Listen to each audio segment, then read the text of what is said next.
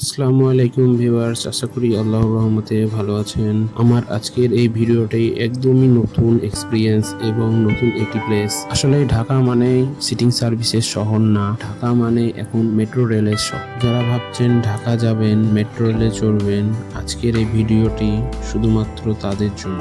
কারণ মেট্রো রেলে চড়ার আগে অনেক কিছু জানা জরুরি। আমি বাসা থেকে বেরিয়ে বিজয় সরণি চলে আসলাম মেট্রো রেল স্টেশনে। আসলে এখান থেকেই ট্রেন ছাড়ে এমনটি না, স্টেশনের ভিতরটা ছিল অনেক বেশি পরিষ্কার, চকচকে ঝকঝকে। চলে আসলাম টিকিট কাউন্টারের কাছে।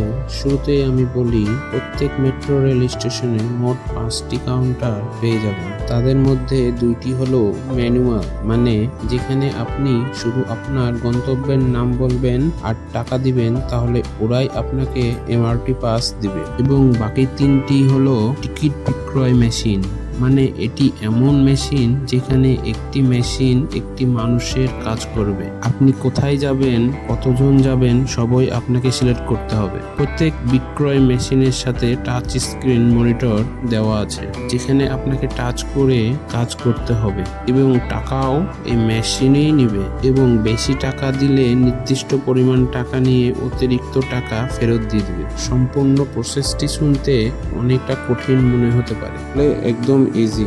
আমি বিক্রয় মেশিনের টিকিট কাটার সময় যেই সমস্যার সম্মুখীন হই তা হলো, খুচরা টাকা দেওয়ার সময় আমাদের 4 জনের ভাড়া হয় 240 টাকা, কিন্তু আমি দেই 250 টাকা। কিন্তু মেশিনটি তখন পুরো টাকাটাই ফেরত দেয় এবং পাস কার্ডও দিচ্ছিল না, কারণ মেশিনে তখন 10 টাকা খুচরা ছিল না। এর জন্য অবশ্যই আপনাদেরকে খুচরা টাকা রাখতে হবে। আমি আরেকটা সমস্যা দেখলাম, তা হলো মেশিনে টাকা গ্রহণে মাঝে মধ্যে লেট হচ্ছিল এবং কোনো সময় তো নিচ্ছিলই না।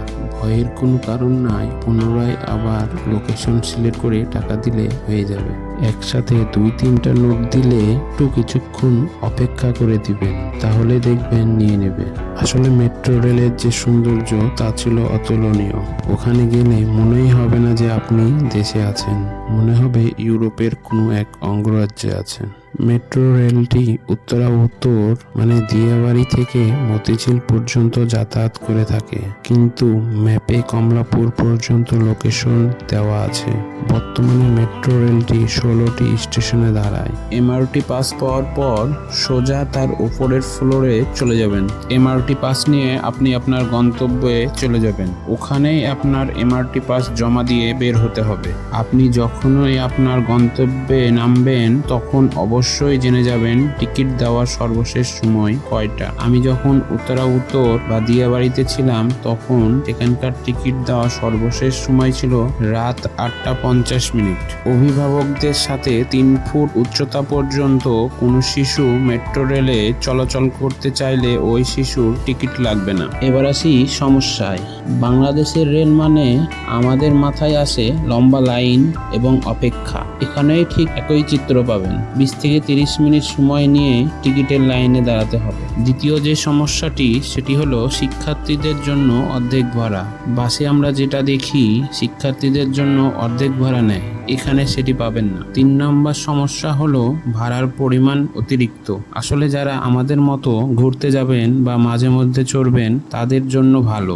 যারা জব করেন কম বেতনে, তাদের জন্য প্রতিদিন যাতায়াত করা খুব কষ্ট হয়ে যাবে। 4 নাম্বারটি হলো এক স্টেশন থেকে আরেক স্টেশনের দূরত্ব।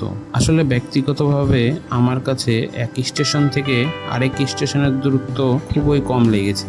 যেহেতু এটি একটি ট্রেন, এর জন্য এক স্টেশন থেকে আরেক স্টেশনের দূরত্ব বেশি হওয়া উচিত।